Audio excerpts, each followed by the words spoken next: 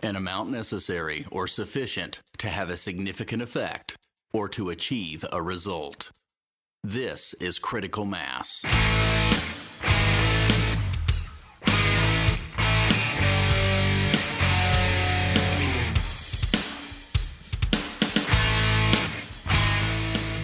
Greetings, fellow human beings on our precious planet Earth. I trust you're all doing well and enjoying a wonderful spring. Here in the Midwest, there's a saying that if you don't like the weather, wait a minute. That's how fast everything changes here. I know you've heard about the tornado that just passed us a few days ago, literally passed our house. It was it hit down in Oklahoma, Kansas, and Arkansas, and we're right down in the corner with that, the four-state area. So we're very grateful that we did not have to experience that and that there was not more death and mayhem than there was. So we're grateful for that. But it was real, and I'm certainly glad that it passed us over. We went through the big one in May of 2011, and that was enough for a lifetime for me. Now, last week, in hour one, we talked about how human beings are existing and surviving rather than living. And then in hour two, we talked about how important choices are.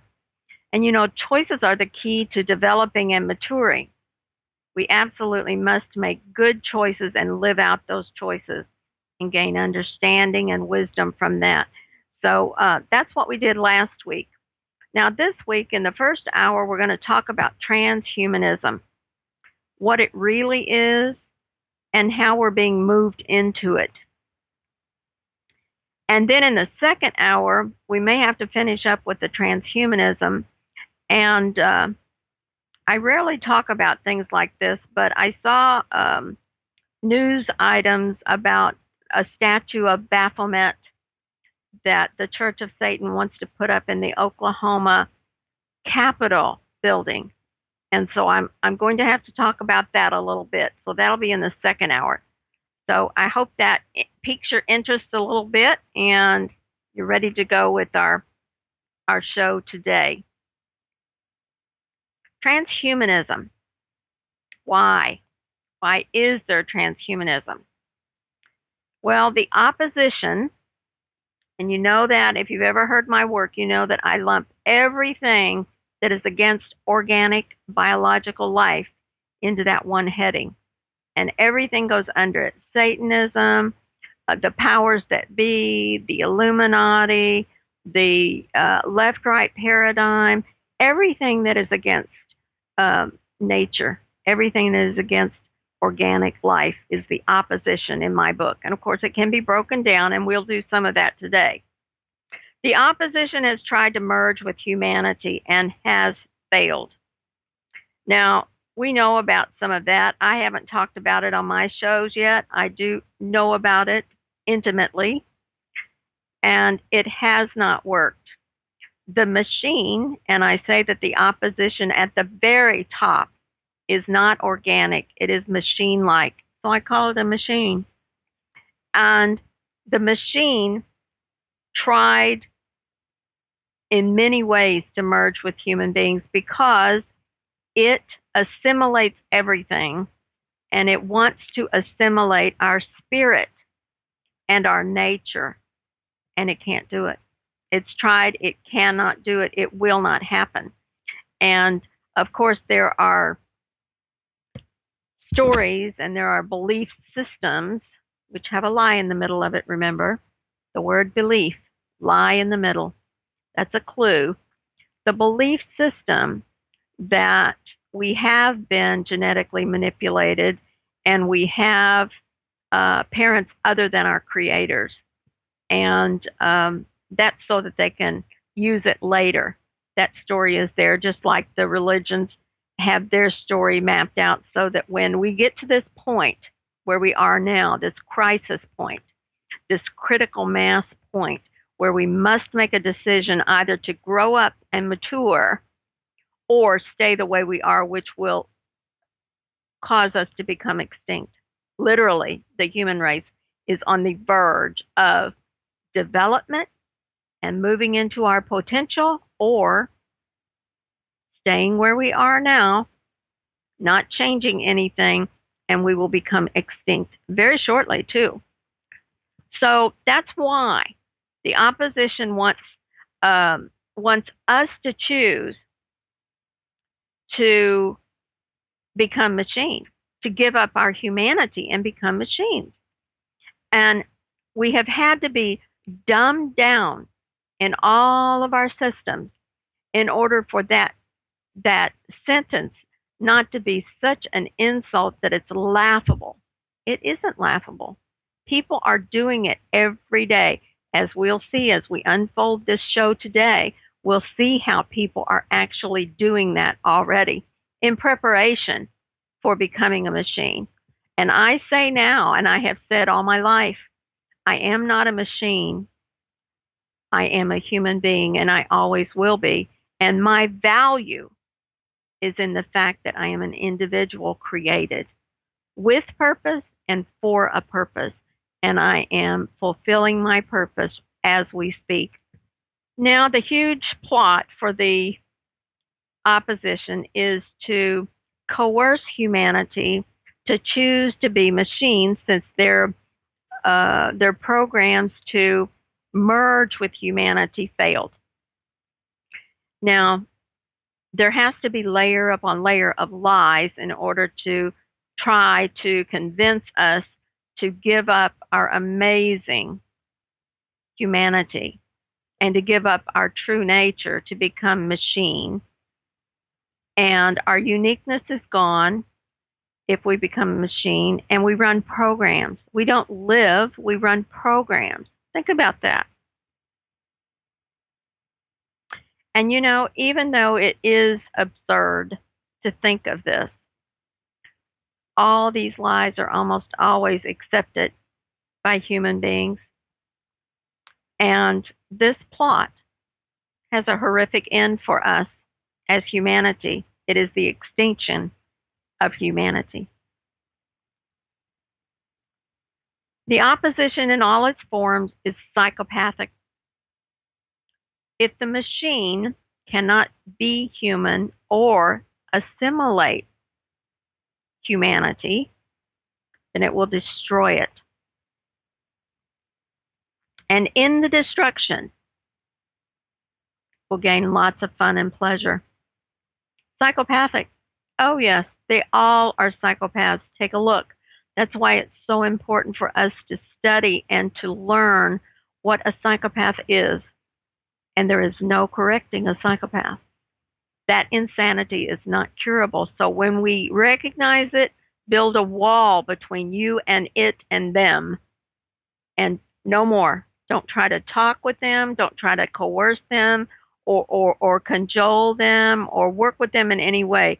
Once you see that behavior, get away, because there's only destruction and havoc in the wake of a psychopath. All right, the reason I am talking about transhumanism today is because yesterday, late last night, I heard of a book that's just coming out of the publishers, and I can't remember the exact name. I wasn't able to find it, but in the title, it says this in some way: the human race has peaked on the evolutionary process.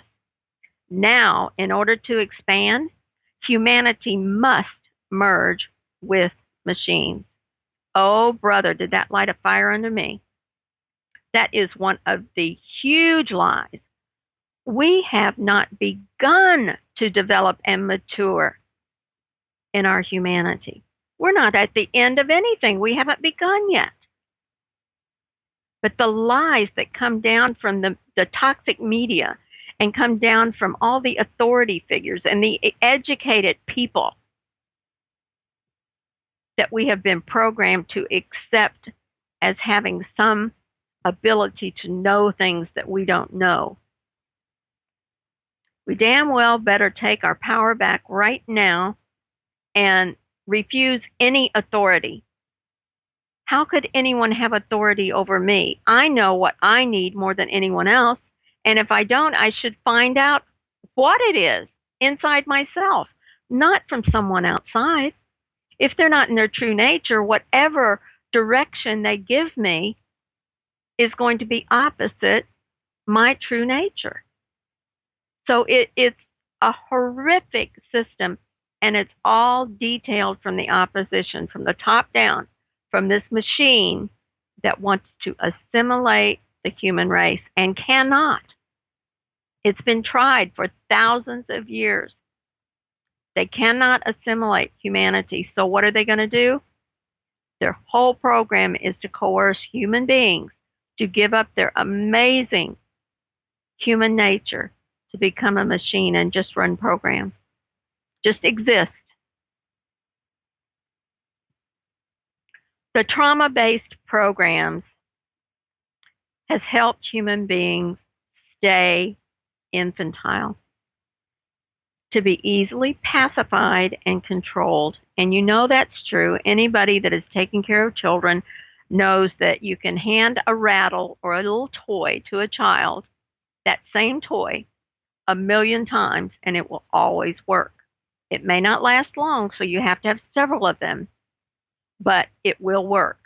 And if you have a teenager, they're not so easily pacified, and that's the way it's supposed to be because they're developing. And that little rattle that shakes and is a little bit shiny just doesn't do the trick anymore. And it's still doing the trick on us in our human race because we, in our vulnerability and infancy, we were traumatized and taken advantage of, and we have to get past that now. We cannot stay infantile any longer. We must mature, and if we don't do it now, human race will be extinct soon. I know what I'm saying. I'm saying it on purpose. Most human beings never think of their potential or their true nature as a human being. It just doesn't come up. No one thinks about exploring or developing or actualizing their potential. I ask this question of you. Has anyone in the sound of my voice been encouraged to explore or develop your intuitive potential? Has that ever been a question? Has anyone ever brought that up to you? Wonder why not? It's part of our nature. It's something that we should become educated in the true sense of the word about. What about imagination? Has there ever been any discussion on that feature of being human? Imagination, powerful feature as well. Why not? Why isn't that spoken of? Why isn't anyone encouraging us to use our imagination? The opposition uses it. When we watch movies or when we watch TV, which we don't, but some people do, and you see things happen, your imagination takes off. And I heard someone say one time that if you don't use your imagination, someone else will, and it won't be in your favor. And I find that to be true. Has the discussion ever surfaced as to why people do not seem to question much anymore? You know, inquisitiveness is a feature of our human nature. It's natural to question everything. That's how we learn. That's how we mature. We question something, and then we seek to find the answer. And you know, another of our features is problem solving. So if we question something and we see, oh, there's a problem there, let's see what's going on really. We solve that problem. That's part of our nature.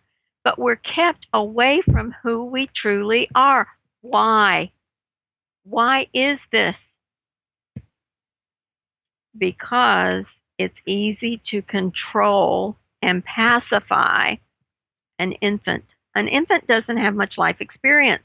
An infant doesn't know much about anything. He's just learning that he's here. And that's how we respond as a race. We act like we just got here. And the reason we act that way is because we have been programmed to be that way through trauma-based programming. And the reason is that this opposition wanted time to figure out how to merge with us and assimilate us. And it hasn't worked. So now the table's turned, and the full force of the opposition is at us and has been for quite some years to give up our amazing human nature to become a machine.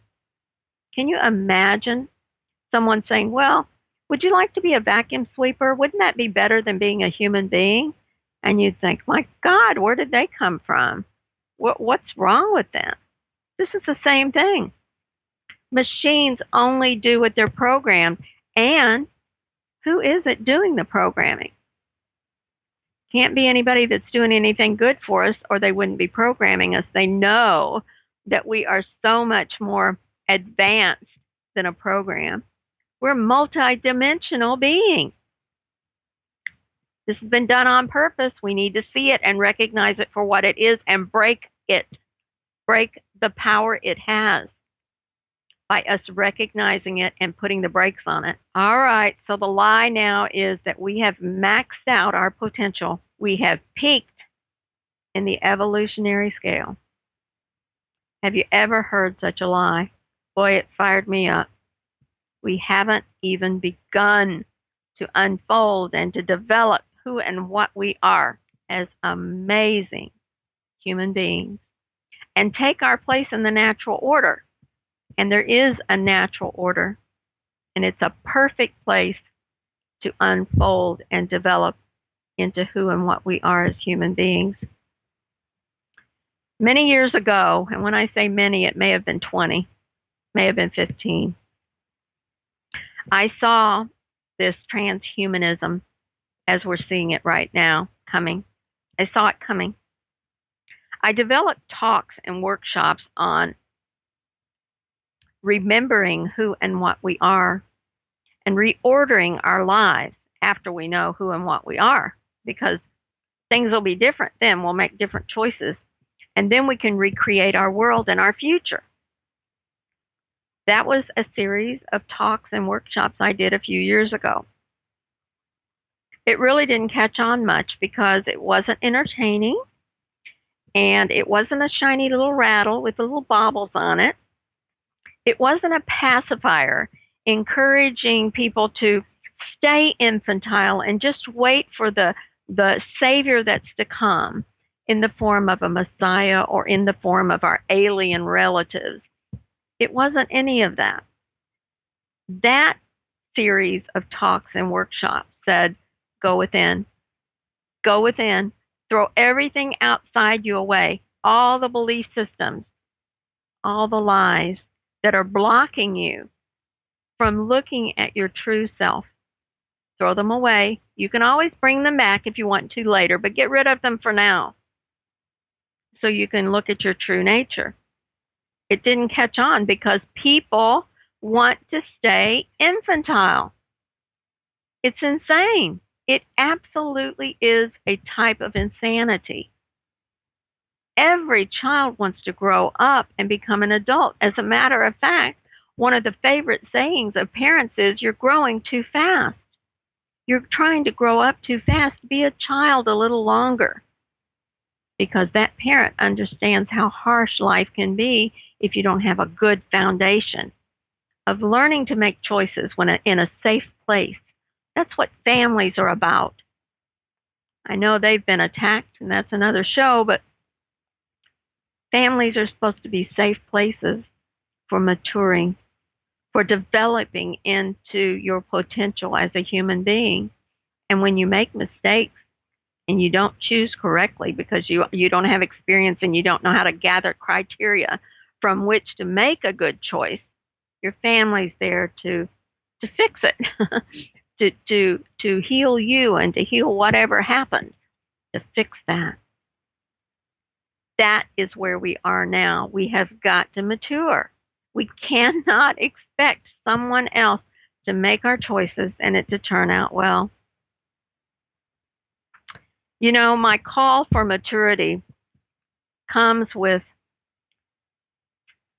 the explanation that it's a gift, but it's a gift with responsibilities. So since it wasn't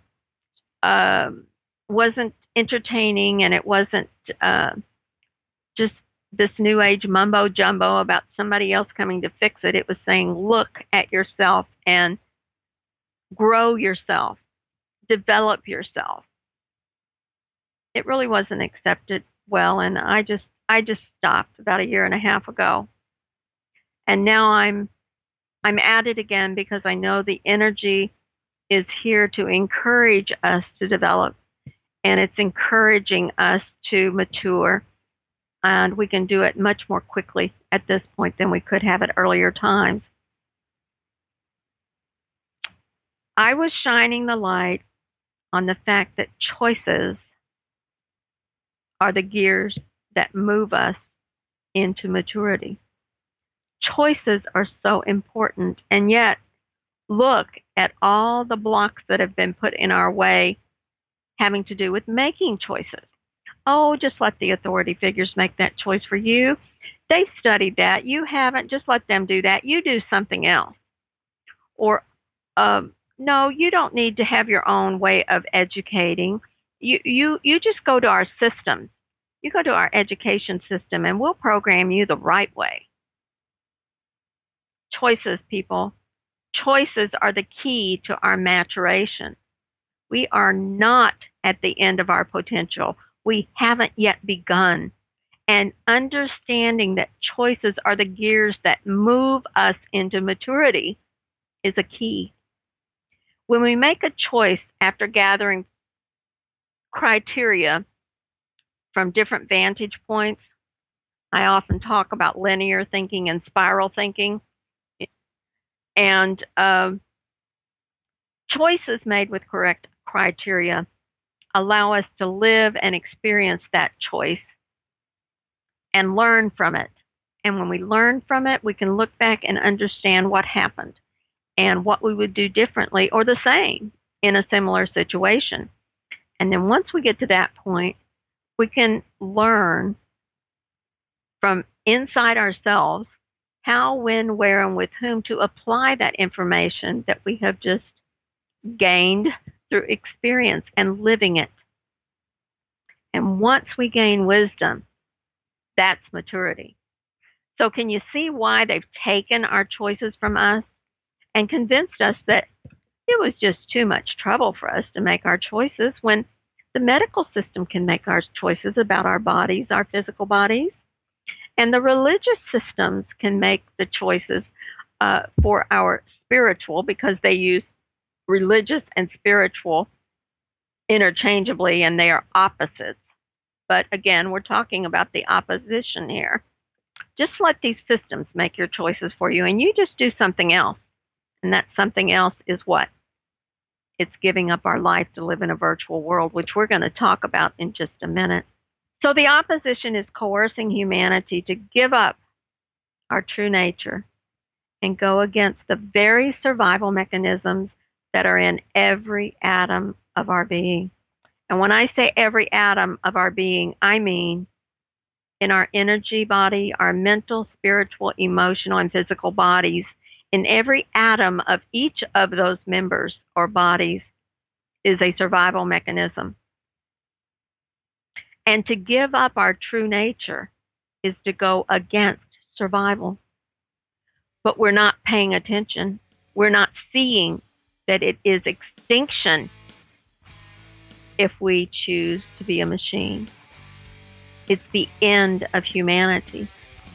And we're at the point where we can choose to develop and to mature and to grow into our potential as a human being in our true nature. There's no choice there. Which would you choose to eat? No contest. You know, it's crazy. It's a crazy proposition in the first place. That's what we're talking about. Well, it's time to take a break. So you are listening to Pamela Tartar, and the show is Critical Mass on Pure Momentum Network, And we'll be back after a few messages from Pure Momentum Network.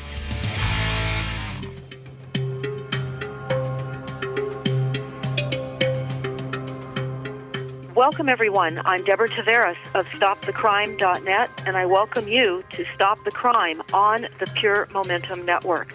I am committed to exposing the ongoing war being waged not only against all American people, but the entire global population by international central banking cabals and their minions. We will be talking to you about the silent weaponized systems of assaults upon the population, which will help to define what everybody knows: something is terribly wrong.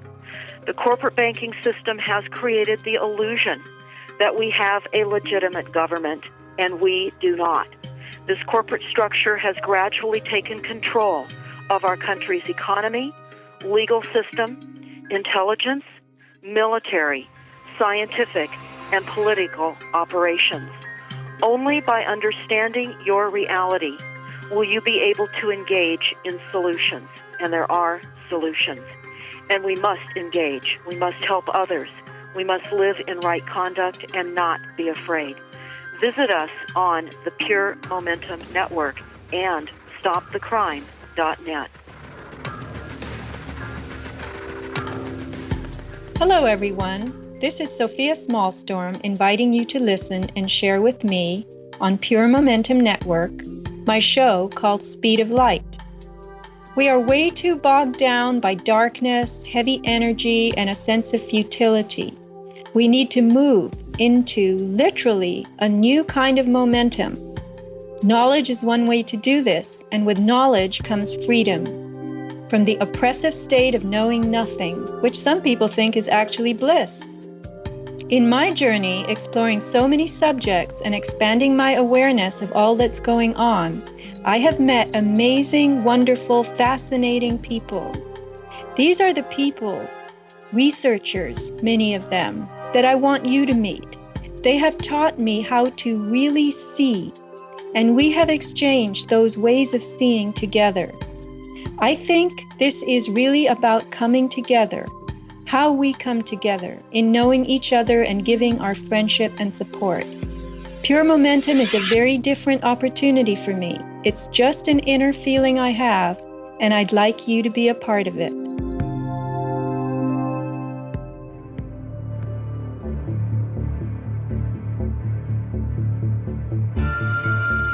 Hello, my name is Ingrid Castle.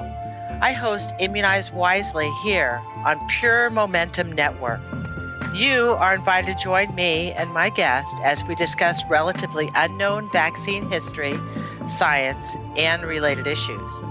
Immunize Wisely will arm you with the information you need to make common sense decisions concerning your health. Join me as we discover together what creates disease and how to achieve optimal wellness. Again, Ingrid Castle on Immunize Wisely. Welcome back. This is Pamela Tartar, and you're listening to Critical Mass on Pure Momentum Network. We're talking about transhumanism and my take on it, so we will continue. Human beings are created on purpose and with purpose.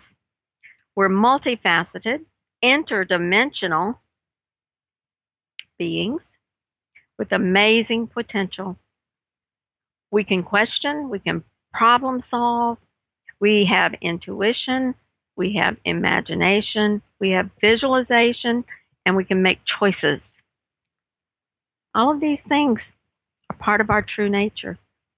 We have feelings, and we can act on our feelings. We seek to know, to heal, and to create, and on and on and on. I could mention so many features of being a human being. Why would we ever choose to be a machine and to run on programs rather than live? The reason why is because we don't know who and what we are. It's been my clarion call for years. Remember who you are. Know who you are. Learn about who you are, and everything will be different. It's been done on purpose.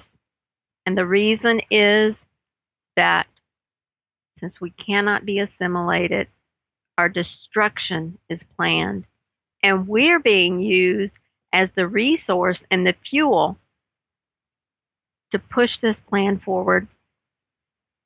We cannot do it. It's against our true nature. We must wake up and mature. We can destroy this opposition when we know our power.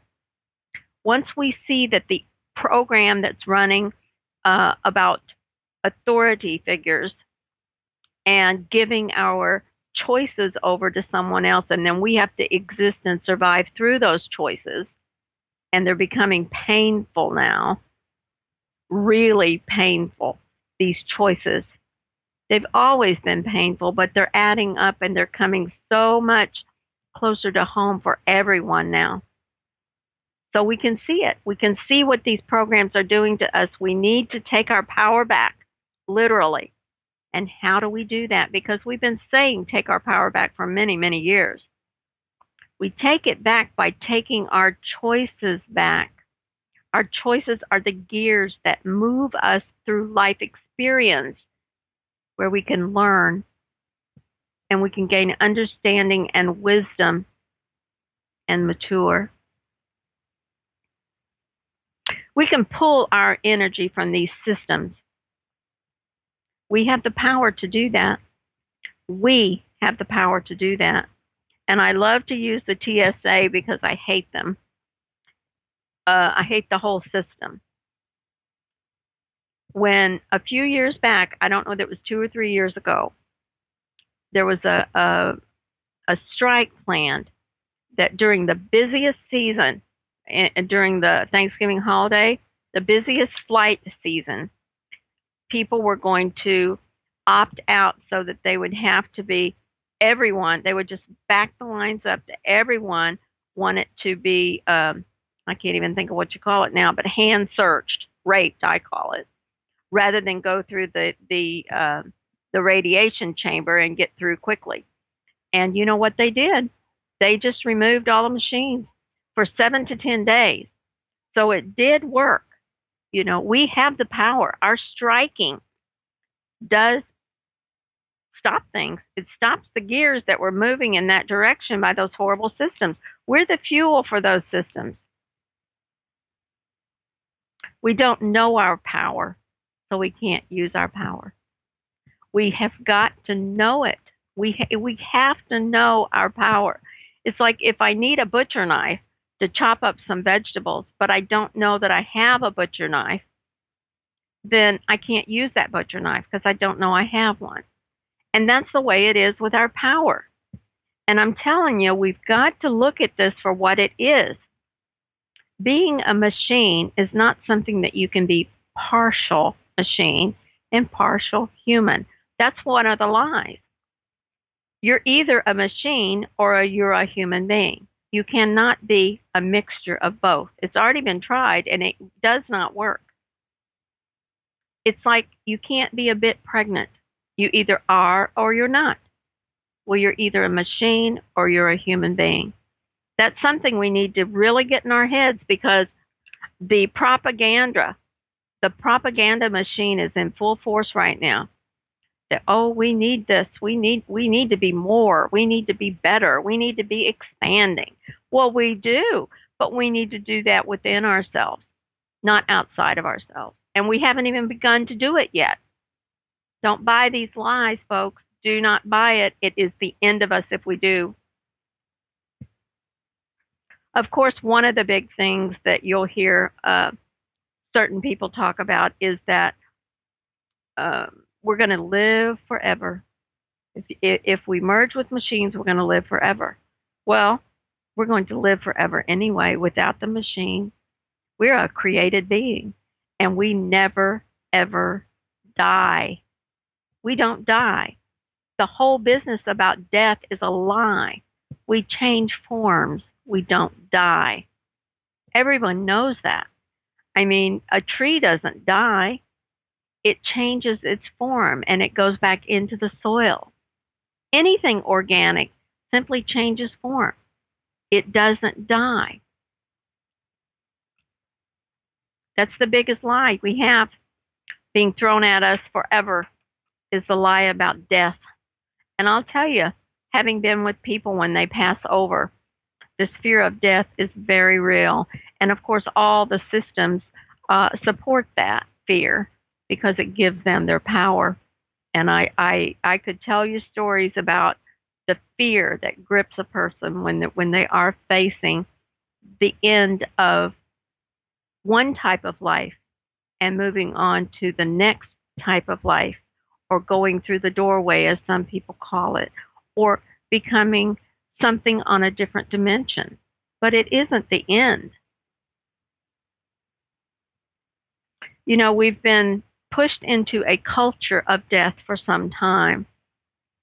And it's very odd because it is our largest fear, our greatest fear is death. And yet we pull it around us like a cover. You know, people court death by doing scary things and dangerous things. And I can't remember the name of that TV show because I never watched it, but I heard about it, where people would do crazy things and they would really get hurt. You know, jumping off of roofs and landing on something. And it's Fear Factor. And they would do crazy things that really did put them in danger, but they did that in order to be on TV.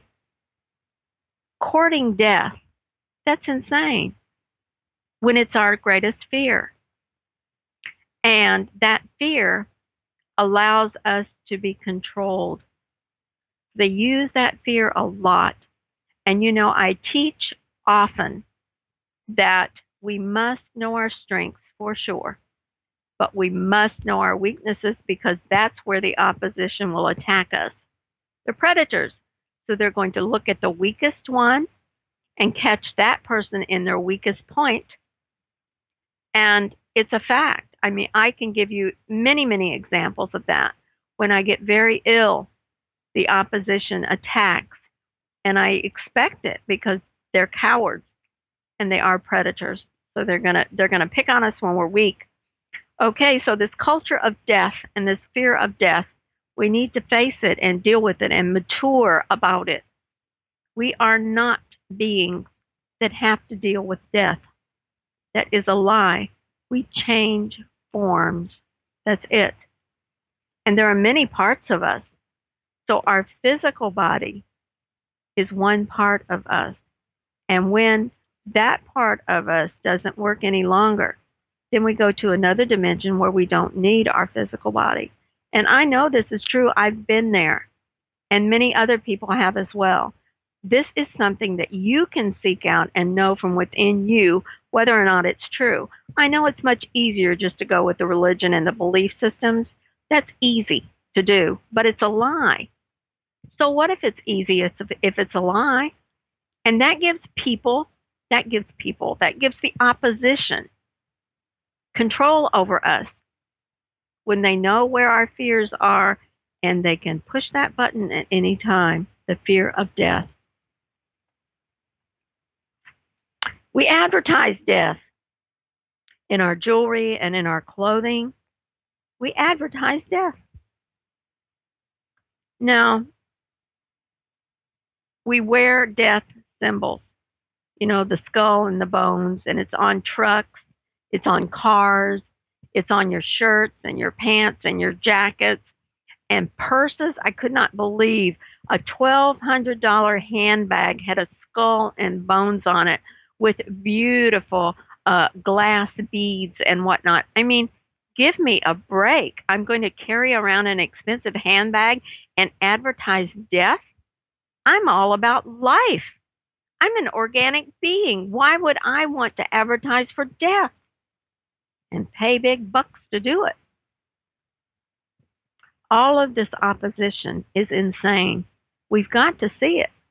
Now, a little story I want to tell here is when I worked for a big corporation, and my team wanted to take pictures. Well, all the teams were taking pictures, and they wanted us to wear alike clothing for the pictures. So one of the girls was into Harley Davidson, And she brought in a bunch of T-shirts.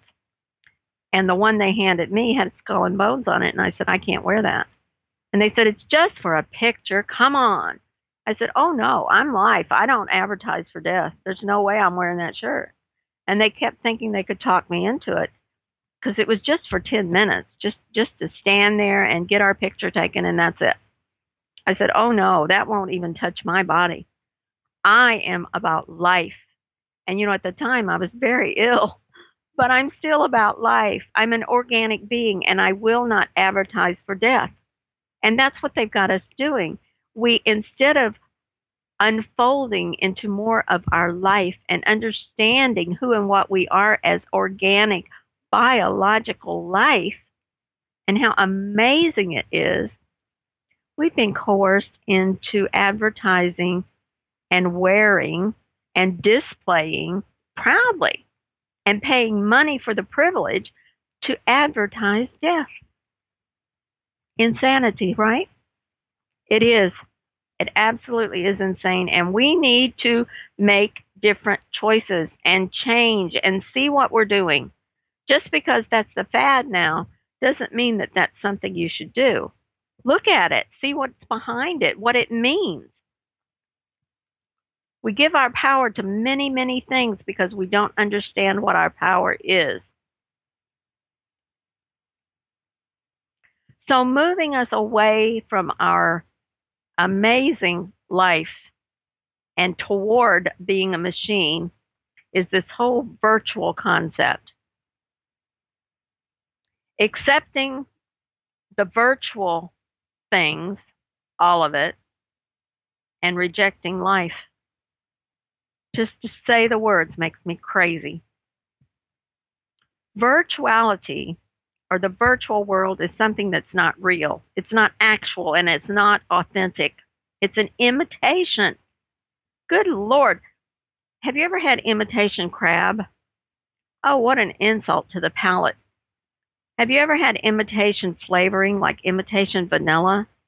Oh, my word, it's horrific. Oh, it's like they put an alcohol base and a little coloring in it, and you're supposed to say, oh, that's wonderful flavoring. That's so good.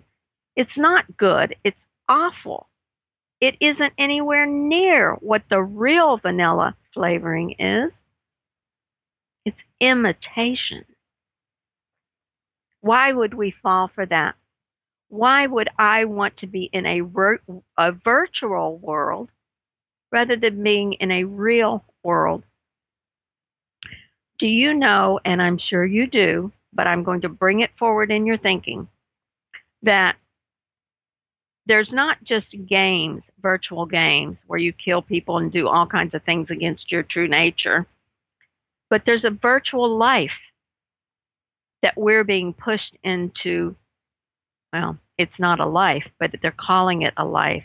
It's actually an existence, an imitation life. And part of that is the social networking. On Facebook, your friends, those 350 friends that you have on there, those are virtual friends. They are imitation friends. They are not real. It's very difficult to have a real friend. And that's because people don't know who they are, so they can't give you what they don't know. So if you need compassion or love or friendship from someone, and that person doesn't know that about themselves, they haven't actualized that in themselves, they can't give it to you. So rather than us maturing and developing into our potential, we are actually choosing the virtual world, the inauthentic, the imitation. So a lot of people think, oh, I've got lots of friends. Oh my, it's 350 or 450 and I'm going for 500. And they're my friends because they say K when I write something down, or they say LOL when it might be a little bit funny. Those are great friends, people. Look at what this imitation life is. Look at it for what it is. It is a shiny toy that maybe an infant would be entertained by for a few minutes, but not for a lifetime. That's what we're talking about here. Do you know that there are programs that you can download to have a virtual baby and a virtual family? Yep, that's real. That is it's not real, it's imitation, but it's there, it's available. And virtual people. I heard yesterday that the Japanese men, many of them have virtual girlfriends because their lives are so hectic and they're so pressured to succeed in the business world. They don't have time for real relationships. They don't have time in their survival and existence to have a real life. And so, as a poor substitute, the imitation life, the virtual life, is something they're accepting. That is so sad. Just to hear me say that is very sad. It makes me want to cry for humanity. How could we be at this place and we are here? So we have to deal with where we are. Of course, you can have virtual pets, and we have two amazing little Bichon Frigies, and I would never ever trade the realness of their being for something that's imitation and inauthentic. Can't imagine it. Would never coerce me to do something like that. And yet, many people are participating in that virtual world, and we know that to be true. Why is it there? It's not an accident. There are no accidents. It is a plan. It has been done on purpose. It is organized. You know why? Because a machine organized it. It is called a program. And a program runs, and it runs to do specific things that it was made to do. And it is running through us and in us. And we've got to recognize it and stop it. We have the ability to do that. If you just stop and think about one area of this virtual craziness, friends, you cannot have that many friends. It's impossible. And just because someone says K after you type something in does not make them a friend. Don't buy into this. Just because someone is selling us something, we can't buy it any longer. We're not infants. We've been kept infantile, but we're not. And we can mature, and it doesn't have to take 20 years. We can do it very quickly. All we have to do is see where we are now, where we need to be, and make the correct choices. Pull our power back inside of us. Take it back from the so-called authority figures who are nothing of the sort. They simply have more programming than the rest of us. That's sick, isn't it? Insane sick. We need to see that and do something about it, and we can do it. You and I can do this. Humanity can go up from here. We can grow into our potential right now, while the threat of transhumanism and the evolving and expanding into being a machine, which is absolutely insane, just the very thought of it. We have that ability. We know how to do this. We just have to do it. And as long as we're dancing as fast as we can to try to exist through the choices that these authority figures are making, we will be too exhausted to gather criteria and to make our own correct choices and live out those choices and become mature from our life experience. And you know, it is no accident, because there are no accidents. It is no accident that our elders are being warehoused, because they have the most life experience and they have the most wisdom. Now, it doesn't mean that everyone that's 65 and older is wise. That is not true. If they've not made choices, if they have allowed the authority figures to make their choices, if they have not had life experience, of course they're not going to be wise. But The life experience comes in the living and the experiencing, and that happens accumulatively as we age. And so our elders are being drugged, our elders are being warehoused, and they are being taken care of, and I say that facetiously, by programmed individuals who are working outside their humanity. They don't think of what to do. They go by what they're taught to do in this situation. There's no thinking about it. It's just, if this old person does this, then you do that. It's a program. It looks like a human being, but that human being is not working out of their humanity. They're working out of a program. And so our elders, who could give us their wisdom and tell us what they've learned from their life experience, are not able to, from being drugged, and Alzheimer's, which is a made up disease. It is created, it happens. It isn't something that is a virus or something. We'll talk about that maybe at another time. And then they're strapped down to chairs, and they are disrespected, and they are horrifically abused. These are the wise ones in our society. Can you see the insanity I'm presenting here? Trans-Humanism is the extinction of the human race.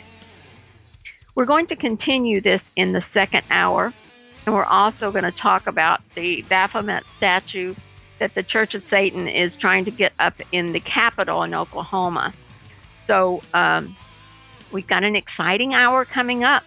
So I invite you to become a member and come with us to the second hour. This is Pamela Tartar, and you've been listening to Critical Mass on Pure Momentum Network. Join us in the second hour. We invite all our listeners to join us in the members section for the second hour of all our shows. We encourage you to click on the subscribe button, choose a membership type, pay with PayPal, and voila, you're a member. Enjoy all Pure Momentum Network material, the second hour of all talk shows, extra interviews, and all archives.